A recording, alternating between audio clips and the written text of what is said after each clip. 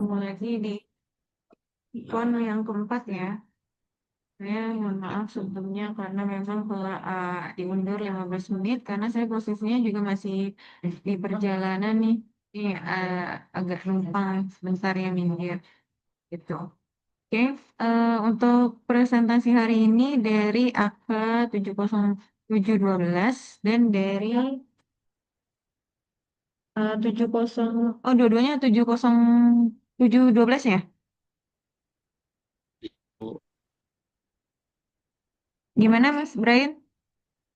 Iya Bu, dari 712. Kakak kelompok 3 kelompok 4. Oke. Oke, karena sudah setengah 8 juga ya, mungkin saya memberikan waktu untuk tim penyaji dari kelompoknya Mbak Lita, ya, Mbak Lita mana ya tadi ya, Lita Rosita ya, dan rekan-rekan untuk memaparkan materinya. Waktu dan layar saya persilakan.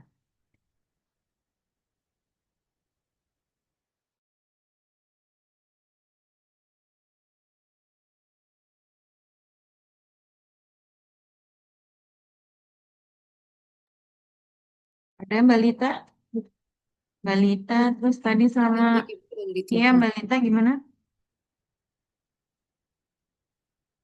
Baik, Ibu, saya izin tanya ke kelas dulu sebentar. Oke, tadi udah ada Mas Harga ya, jadi menghilang. Hargianto, aku kan sekelompok sama Mas Hargianto, terus Mbak Livia, kamu, Laras, Mbak Laras, Mas Kevin, Mbak Kartika. Mana Mbak Kartika? Kartika Sofi.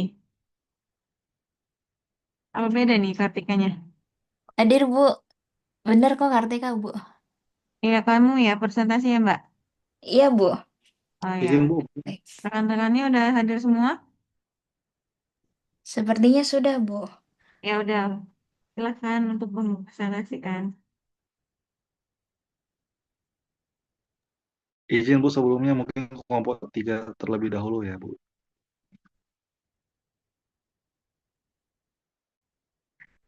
Untuk kelompok 3 dari kelompoknya, sebentar, kelompoknya Jikra tadi Bu.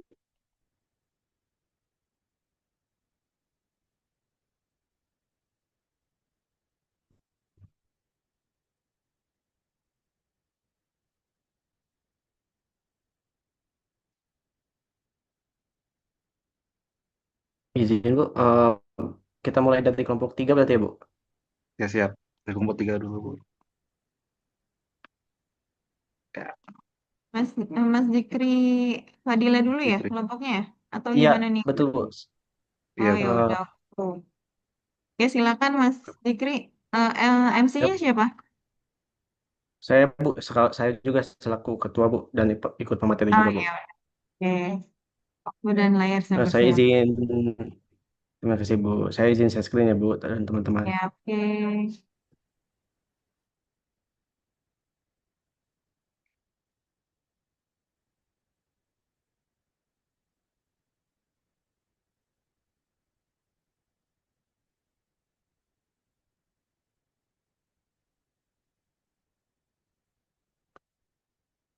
Maaf teman-teman, apakah sudah terlihat s- layar materinya?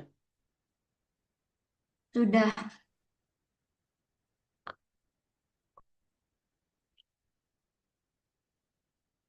Sebelum dimulai, terima kasih pada Bu Mutiara sebagai dosen pengampu dan teman-teman semua. Perkenalkan, saya selaku ketua 3. Di sini saya bersama yang pertama Ebsan, kemudian Elsa, Elfrisna Watika, Erni Yuliana, Esti Matintan Sianturi, Farhan Febrianto, Farhan Muzaki, Fikri Haris, Fitriana Suci, Gideon, dan Bagah Dwi Krisnandi. Di sini kami membahas materi di RPS sesi 5 dan ke-6. Adapun judul pembahasan kami ialah pengendalian hasil keuangan, analisis pusat pertanggungjawaban dan transfer harga. Untuk mempersingkat waktu, saya langsung mulai. Kepada Mbak Fitriana, waktu dan tempat dipersilahkan. Ya, pertama saya akan menjelaskan capaian pembelajaran yang ingin dicapai melalui materi presentasi kali ini. Pertama, peserta diharapkan dapat memahami keunggulan sistem pengendalian hasil keuangan, yaitu bagaimana sistem ini membantu perusahaan dalam mengkontrol kinerja keuangan setiap unit kerjanya. Kedua, peserta diharapkan mampu memahami tipe-tipe pusat pertanggungjawaban keuangan seperti pusat biaya, pusat pendapatan, pusat laba, dan pusat investasi. Ketiga, peserta dapat memahami bagaimana pemilihan pusat pertanggungjawaban keuangan yang tepat sesuai dengan karakteristik dan tujuan perusahaan. Keempat, peserta diharapkan dapat memahami konsep harga transfer serta variasinya, termasuk tujuan dan dampaknya terhadap kinerja masing-masing divisi. Dengan memahami capaian pembelajaran ini, diharapkan kita memperoleh gambaran peran pengendalian hasil keuangan dalam mendukung pencapaian tujuan perusahaan. Next. Next. Pada slide ini saya akan sebelumnya Pada slide ini, saya akan menjelaskan tentang pusat pertanggungjawaban. Pusat pertanggungjawaban adalah unit kerja dalam perusahaan yang dipimpin oleh seorang manajer, di mana manajer tersebut memiliki tanggung jawab tertentu atas kinerja unitnya. Perusahaan pada dasarnya terdiri dari banyak pusat pertanggungjawaban, mulai dari unit kecil hingga divisi besar. Setiap pusat pertanggungjawaban menggunakan input seperti tenaga kerja dan biaya untuk menghasilkan output berupa barang atau jasa. Output ini digunakan oleh unit lain di dalam perusahaan atau dijual ke pihak luar untuk menghasilkan pendapatan. Dengan adanya pusat pertanggungjawaban, perusahaan dapat mengkontrol dan mengevaluasi kinerja setiap unit secara lebih terstruktur. Next. Selanjutnya, saya akan menjelaskan tentang pusat pertanggungjawaban keuangan.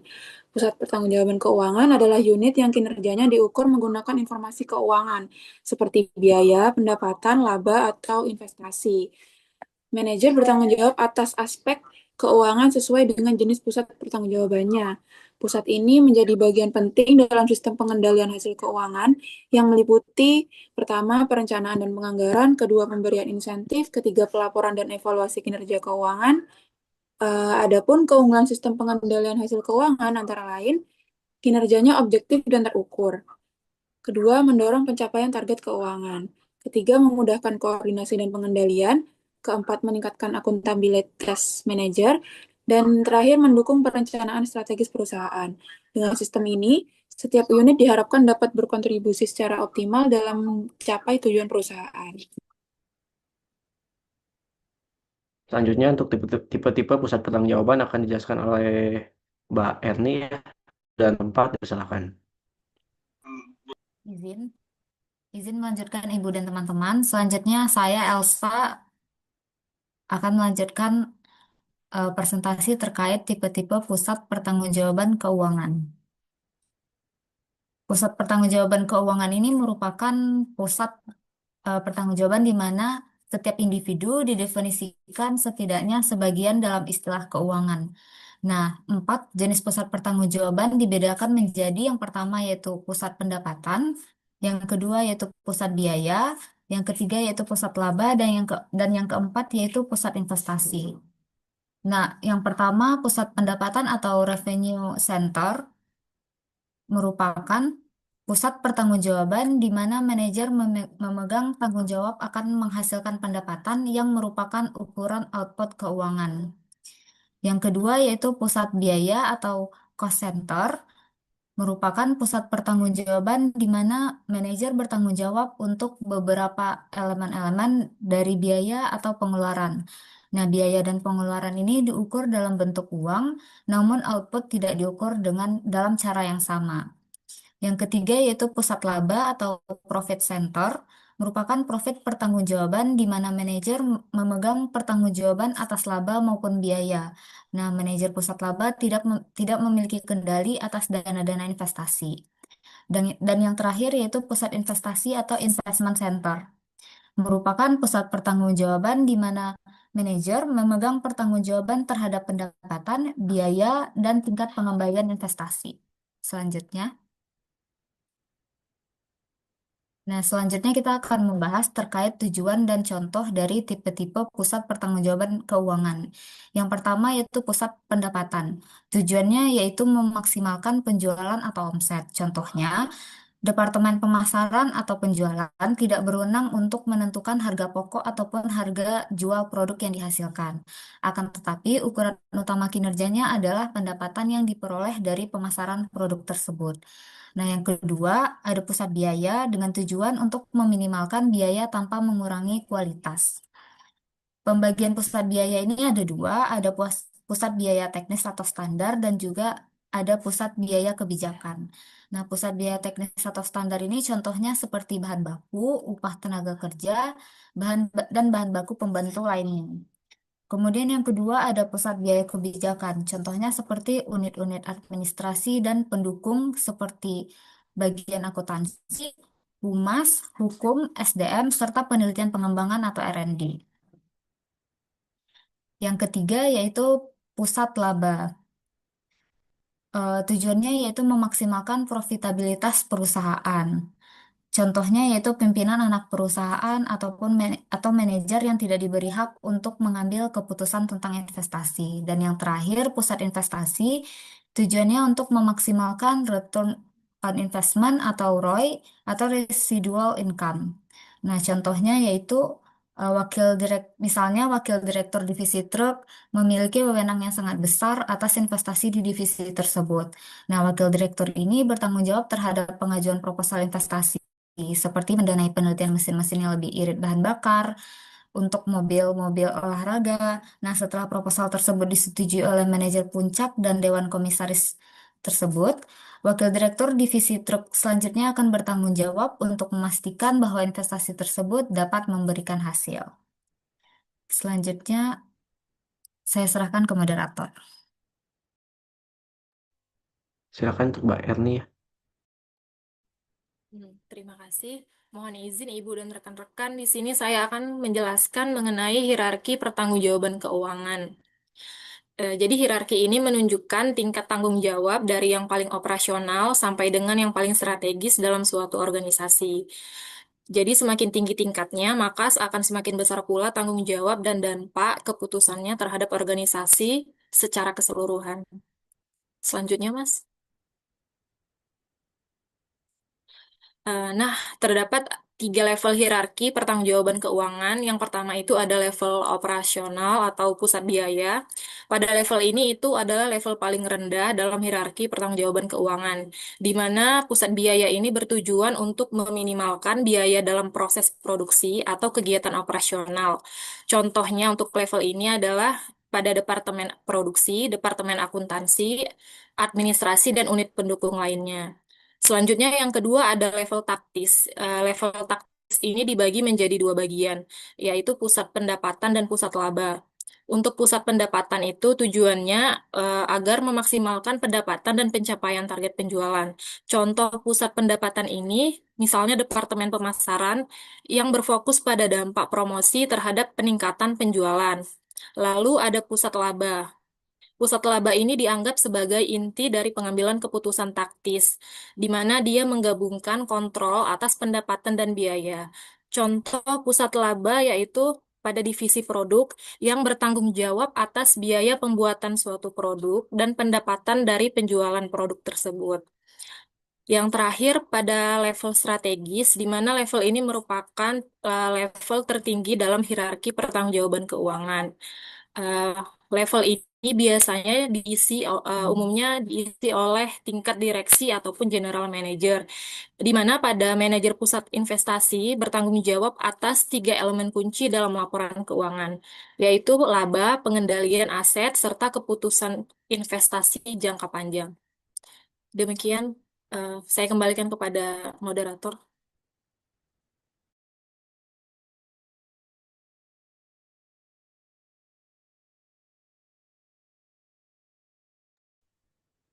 Pak Elvisna silakan ya.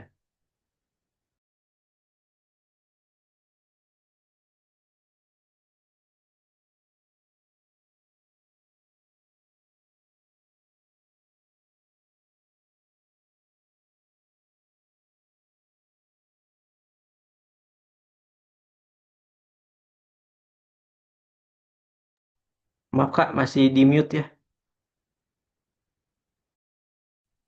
Sorry. Oke, dalam sebuah organisasi penentuan tipe pusat laba sangat bergantung pada struktur. Belum Kak, selanjutnya Kak.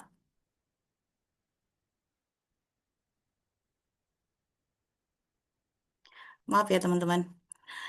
Nah, saya masuk ke varian tipe pusat laba ya. Nah, penentuan tipe pusat laba ini sangat tergantung pada struktur dan strategi bisnis yang dijalankan. Nah, secara umum ini kita dapat empat kategori utama yang dapat kita lihat pada slide ini ya. Yang pertama itu adalah pusat laba fungsional atau functional profit center. Nah, di sini unit laba dibentuk berdasarkan fungsi kerja spesifik. Contohnya misalnya seperti Departemen Pemasaran atau unit layanan, yang dimana memiliki ciri-ciri yaitu fokus hanya pada satu fungsi spesifik. Yang kedua adalah pendapatan atau biaya biasanya dipisahkan antara fungsinya. Dan yang ketiga adalah cocok untuk perusahaan yang masih menggunakan struktur fungsional. Nah, yang kedua adalah pusat laba unit bisnis atau divisi bisnis unit profit center. Ya, nah di sini berbeda dengan fungsional tadi ya teman-teman. Unit ini mengelola proses bisnis secara end-to-end mulai dari produksi hingga penjualan. Yang dimana memiliki ciri-ciri unit ini beroperasi layaknya perusahaan kecil di dalam perusahaan induk. Yang kedua adalah manajernya memiliki wewenang yang luas dan bertanggung jawab penuh atas laba rugi divisinya. Dan yang ketiga adalah model ini biasanya diterapkan pada perusahaan besar atau perusahaan multibisnis. Nah, yang ketiga adalah pusat laba berdasarkan produk atau produk profit center. Di sini pengelompokan dilakukan berdasarkan lini produk tertentu yang dihasilkan perusahaan yang memiliki tiga ciri-ciri ya. Yang pertama yaitu setiap produk memiliki target pendapatan dan biaya sendiri.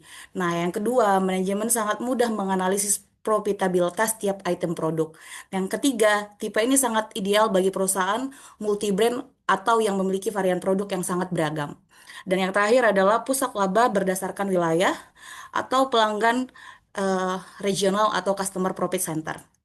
Nah, yang keempat ini, yang terakhir adalah unit ini dibentuk berdasarkan area geografis seperti wilayah Jawa atau Sumatera maupun berdasarkan segmen pelanggan. Misalnya segmen retail dan corporate yang memiliki ciri-ciri yaitu yang pertama sangat efektif jika karakteristik pasar di setiap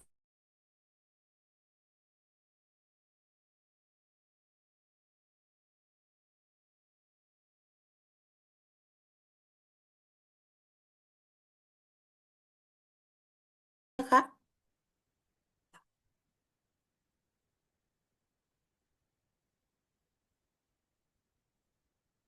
Nah, eh, setelah kita memahami berbagai variasi tipe pusat laba tadi ya, eh, kenapa, mengapa perusahaan perlu membentuk variasi tersebut ya? Jadi harus ada tujuan kenapa itu terbentuk.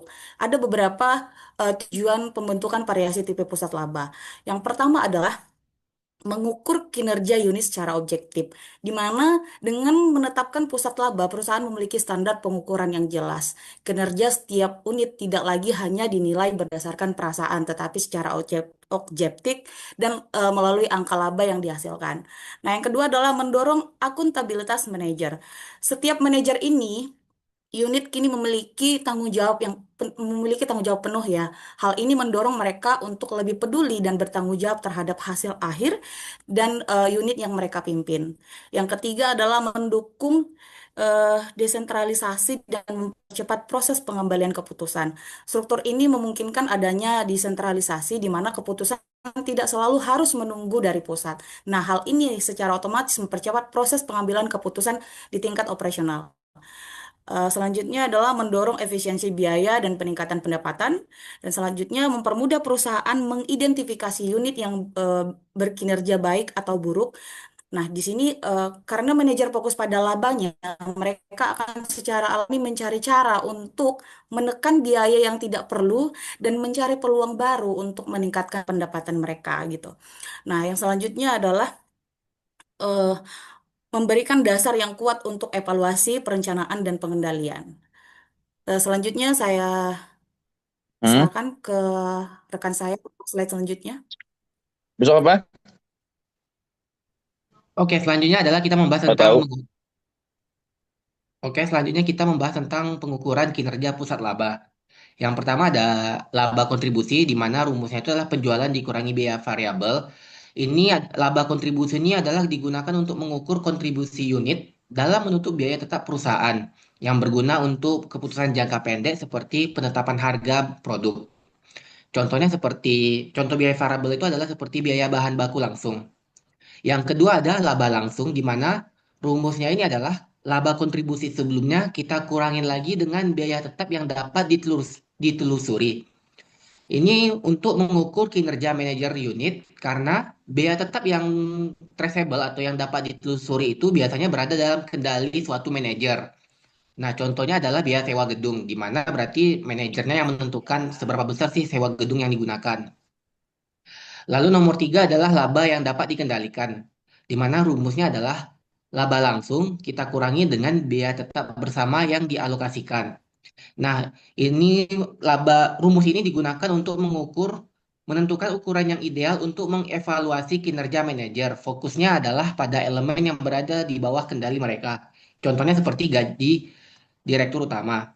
Yang terakhir lalu laba bersih, di mana rumusnya adalah semua pendapatan dikurangi dengan semua biaya. Ya, maka ini adalah mengukur total kontribusi dari seluruh unit suatu perusahaan terhadap laba bersih perusahaan secara keseluruhan. Next slide, moderator. Yes, yes, yes. Nah, Next slide, moderator. mengukur kinerja pusat investasi ini ada beberapa. Yang pertama, return on investment atau ROI. Pengukurannya ini adalah pengukuran kinerja pusat investasi dengan menentukan rasio laba dengan investasinya. Rumusnya berarti laba dibagi penjualan dikali penjualan dibagi investasi. Ini biasanya faktor utamanya adalah margin laba yang untuk profit bagi laba penjualan profit margin. Lalu untuk penjualan per investasi itu adalah perputaran asetnya.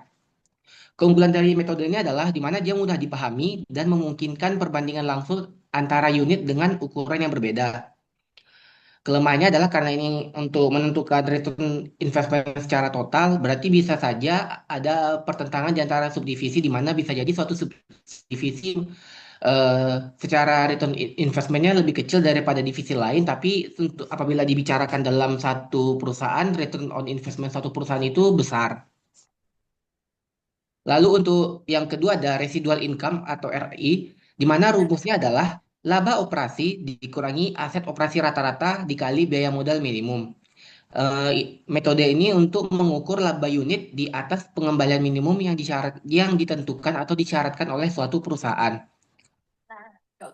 Keunggulannya adalah mendorong manajer untuk menerima semua investasi yang return of investment-nya melebihi biaya modal perusahaan, sehingga mengurangi masalah-masalah antar subdivisi yang ada pada return on investment sebelumnya. Yang terakhir ada economic value added atau EVA, di mana rumusnya adalah laba bersih operasi dikurangi biaya modal dikali modal yang digunakan.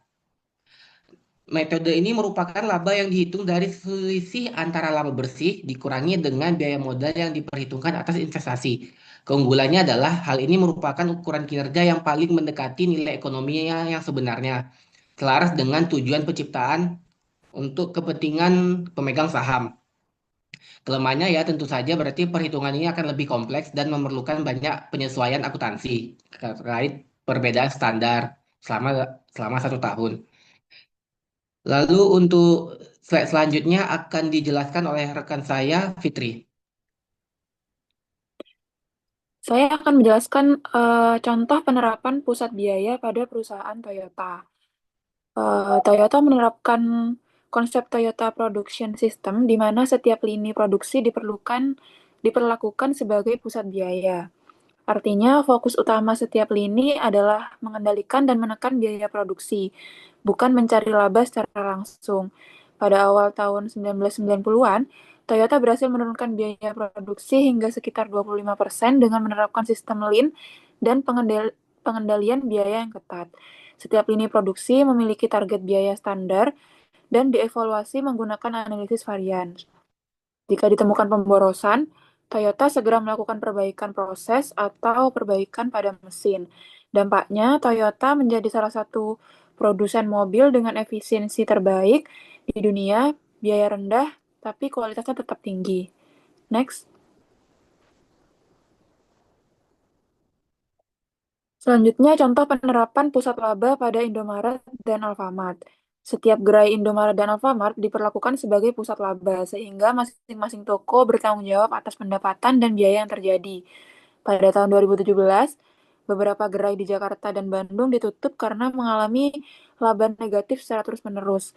Penyebab utamanya adalah tingginya kehilangan barang atau shrinkage dan kinerja manajer toko yang tidak memenuhi target laba.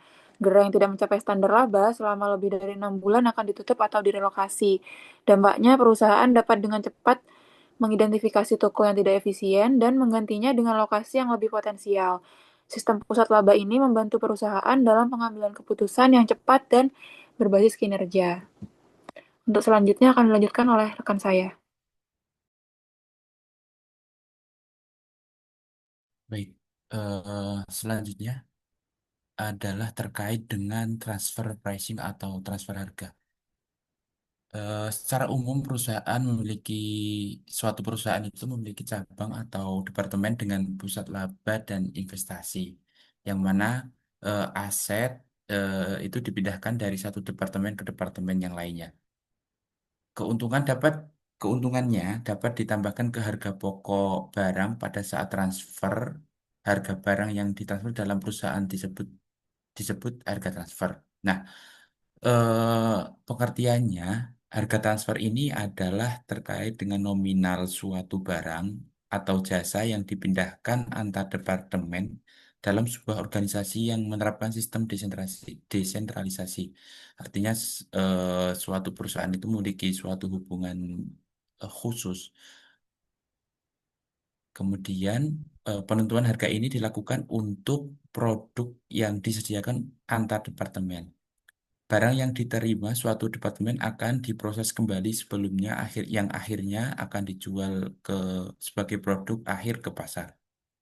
Tujuan dari transfer pricing ini yang pertama adalah untuk mengukur kinerja departemen, kemudian untuk meningkatkan konsistensi tujuan dalam membuat keputusan. Yang ketiga adalah untuk meningkatkan komunikasi yang efektif dan memberikan informasi yang relevan. Mungkin sebagai ilustrasi bahwa kita anggap antara A dan B ini adalah suatu perusahaan atau departemen yang memiliki ikatan khusus atau terdesentralisasi. Ketika unit A menghasilkan suatu barang dengan eh, harga harga pokoknya 50, kemudian dia ditransfer ke unit B dengan harga 70. Nah, harga 70 ini adalah yang mencerminkan transfer pricing. Nah, kemudian dari B ke pasar dengan harga 90 seperti itu. Nah, jadi selisih antara 50 ke 70 yaitu 20 itu adalah merupakan harga keuntungannya atau keuntungan untuk unit A. Nah, ketika suatu perusahaan antara A dan B ini tidak terikat ataupun tidak memiliki suatu ikatan terdesentralisasi atau kita bisa sebut antara induk dan perusahaan induk dan anak itu, maka nanti maka supply demand di situ akan mempengaruhi untuk barang tersebut. Demikian, selanjutnya akan dilanjutkan oleh rekan saya.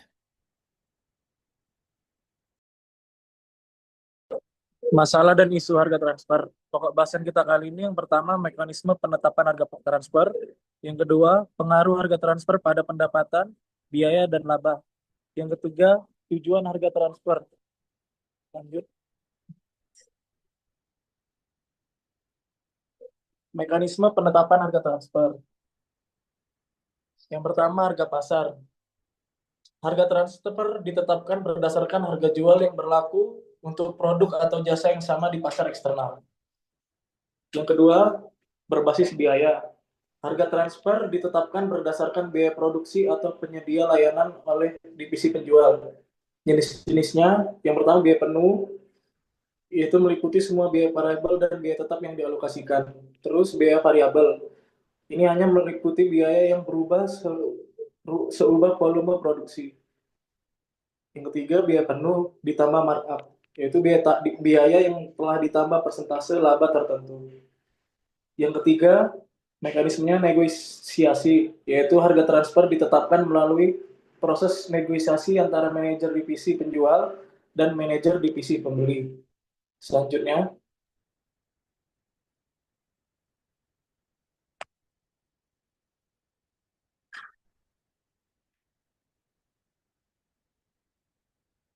next. Ini pokok bahasan kali ini, pengaruh harga transfer pada yang pertama pendapatan.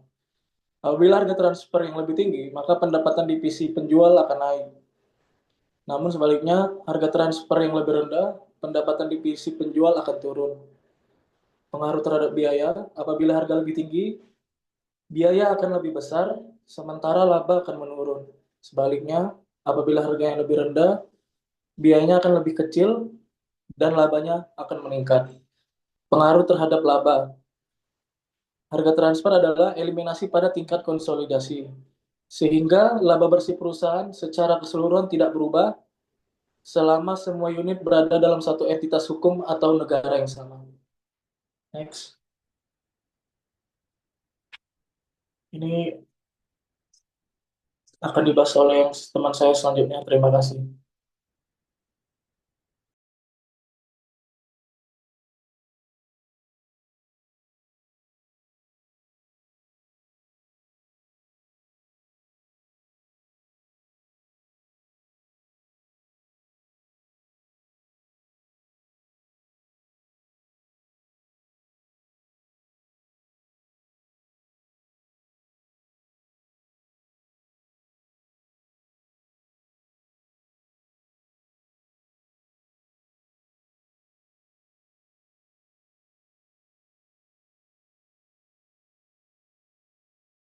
Tujuan harga transfer. Yang pertama, tujuan sinyal ekonomi.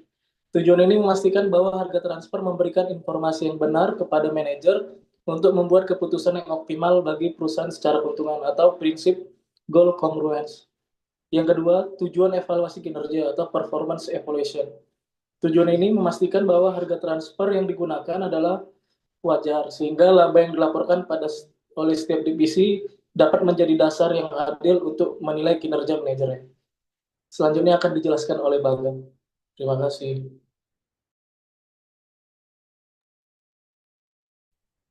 Oke. Selanjutnya metode dalam analisis dari harga transfer. Ini di OECD yang diakui ini ada dibedakan berdasarkan transaksi tradisional dan transaksi metode laba transaksional. Metode-metode ini itu tujuannya untuk menentukan harga transfer yang sesuai dengan prinsip kewajaran dan kelaziman usaha atau arm's length principle, yaitu harga yang akan disepakati oleh pihak independen dalam kondisi yang sebanding. Next.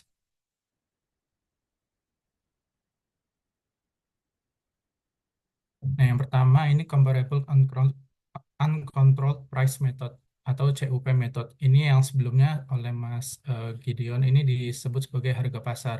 Jadi ini aspek yang pertama ini untuk definisinya itu metode yang membandingkan harga yang ditetapkan atas suatu transaksi afiliasi dengan harga atas transaksi independen yang sebanding. Intinya adalah harga atas perbandingan antara harga kepada misalkan atas perusahaan yang terafiliasi dengan perusahaan yang tidak terafiliasi. Fokus utama dari metode ini adalah mengkoreksi harga bukan laba atas harga jual atau beli per unit barang atau jasa yang dikenakan. Indikator kewajaran dari metode ini adalah harga itu transaksi afiliasi dengan yang tidak terafiliasi apakah berada di rentang harga yang sudah disepakati atau titik harga tertentu. Kemudian standar kesebandingan ini cukup ketat dalam metode ini. Yang pertama itu karakteristik dari produk atau jasanya, misalkan identik atau sangat serupa. Yang kedua adalah terkait dengan kondisi transaksi, misalkan terkait dengan volume, misalkan kan kalau kita beli volume yang lebih banyak tentunya dapat harga yang lebih menarik atau jangka waktu, ada juga syarat pembayaran atau tingkat perdagangan, misalkan transaksi di domestik ataupun internasional. Kemudian kondisi penerapannya, pertama yang paling ideal itu untuk transaksi komoditas, misalkan karena harga pasar ini mudah diakses dan tersedia di internet, misalkan untuk di Indonesia ada di ESDM untuk komoditas atau di internasional ada di Trading Economics. Yang kedua adalah jasa sederhana atau aset tak berwujud yang sederhana, misalkan terkait dengan pembayaran royalti.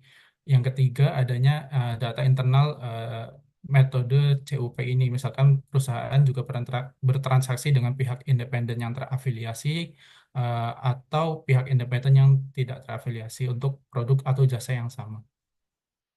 Next. Keterbatasan dari metode ini, yang pertama itu sudah diterapkan kalau ada perbedaan atau perbedaan sekecil apapun pada karakteristik produk atau jasa, misalkan ada perbedaan kualitas, kandungan atas misalkan komoditas dan spesifikasi teknis lainnya. Yang kedua, sulit diterapkan jika terdapat perbedaan signifikan pada kondisi transaksi, misalkan ada beda volume, syarat pembayaran, syarat pengiriman. Yang ketiga, terdapat perbedaan geografis yang mempengaruhi harga secara substansial.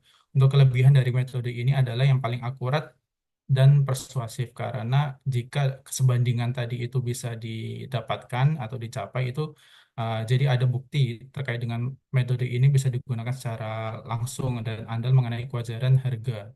Yang kedua adalah fokus langsung pada harga sesuai pada prinsip kewajaran dan kelaziman usaha yang berfokus pada harga yang disepakati oleh pihak independen, juga terkait dengan perusahaan afiliasi gitu. Yang selanjutnya itu terkait dengan kelemahan dari metode ini adalah sensitif terhadap perbedaan. Jadi jika terjadi perbedaan produk sekecil apapun, fungsi atau kondisi yang mempengaruhi harga, misalkan ada spesifikasi atau syarat pengiriman, dapat membuat metode ini tidak dapat diterapkan atau sulit diterapkan karena mungkin membutuhkan penyesuaian yang sangat sulit. Next.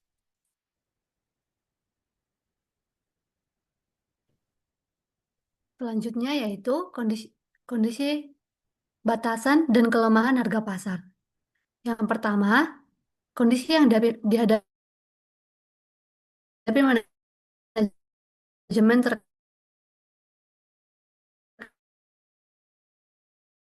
ketersediaan sumber. Dalam kondisi ini, untuk melakukan transaksi dengan pihak luar atau dari divisi penjual.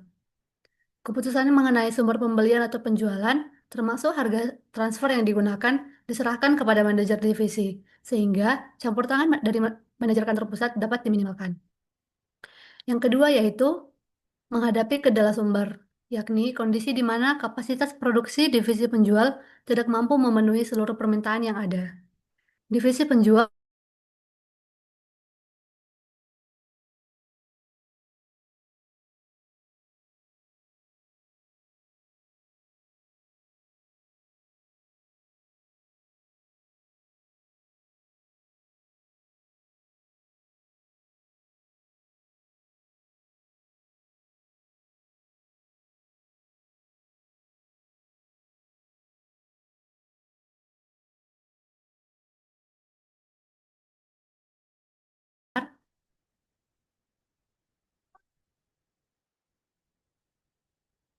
slide sebelumnya.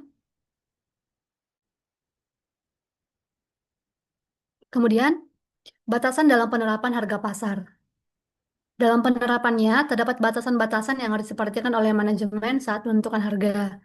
Yang pertama, jika harga divisi penjual sama dengan harga pasar, maka divisi pembeli wajib membeli dari divisi penjual. Meskipun pasar menyediakan alternatif yang lebih kompetitif, divisi pembeli harus tetap melakukan pembelian dari divisi penjual selama divisi penjual mampu menyediakan produk dengan harga yang setara dengan harga pasar. Yang kedua, apabila terjadi distress price dari pemasok, yaitu situasi ketika pemasok luar menawarkan harga yang sangat rendah, namun secara temporer, divisi pembeli tidak diperbolehkan untuk beralih ke pihak luar. Hal ini menunjukkan bahwa distress price dianggap tidak relevan dengan sebagai dasar penetapan harga transfer, karena tidak mencerminkan kondisi pasar yang berkelanjutan. Namun demikian, aturan ini juga dapat membatasi divisi pembeli dari memanfaatkan peluang pengamatan biaya jangka pendek yang mungkin lebih signifikan. Yang ketiga, perubahan sumber pembelian atau harga transfer harus disetujui kantor pusat. Hal ini untuk memastikan bahwa keputusan yang diambil tidak hanya menguntungkan satu divisi, tetapi selaras dengan kepentingan perusahaan secara keseluruhan. Selanjutnya, kelemahan dalam penerapan harga pasar. Yang pertama, tidak semua produk memiliki harga pasar yang tersedia. Tidak semua produk memiliki harga pasar yang dapat dijadikan acuan, terutama jika produk tersebut bersifat khusus atau terbatas untuk kebutuhan internal saja. Yang kedua, harga pasar sering berubah sehingga harga transfer juga ikut berubah. Harga pasar pada umumnya fluktuatif dan dapat berubah dalam jangka waktu yang relatif singkat, sehingga perusahaan harus menyesuaikan harga transfer. Hal ini dapat mengganggu stabilitas anggaran dan mempersulit manajemen operasional divisi dalam melakukan perencanaan. Yang ketiga, satu produk bisa memiliki beberapa harga pasar. Hal ini terjadi karena pasar menawarkan berbagai variasi harga tergantung perbedaan volume pembelian, kualitas, lokasi, atau keadaan-keadaan lainnya. Perbedaan ini juga membuat perusahaan kesulitan dalam memilih harga yang menggambarkan harga produk sebagai dasar transfer pricing. Yang keempat, penghematan biaya hanya dinikmati oleh divisi pembeli. Ketika harga pasar digunakan sebagai harga transfer, penghematan biaya hanya menguntungkan divisi pembeli. Hal ini dapat menciptakan ketidakseimbangan insentif karena divisi penjual tidak memperoleh manfaat yang sepadan dari efisiensi yang mungkin telah dicapai dalam proses produksinya. Berikutnya akan dijelaskan oleh teman saya. Baik, terima kasih. Mohon izin Ibu. Untuk selanjutnya adalah metode perhitungan harga pasar, salah satunya dengan cost plus method ya. Jadi cost plus method ini adalah metode penetapan harga transfer dengan menghitung total biaya produksi yang dikeluarkan oleh masing-masing divisi penjual, kemudian menambahkan presentase laba atau markup yang dilakukan oleh divisi penjual untuk ditetapkan oleh manajemen. Jadi rumus umumnya ada di slide.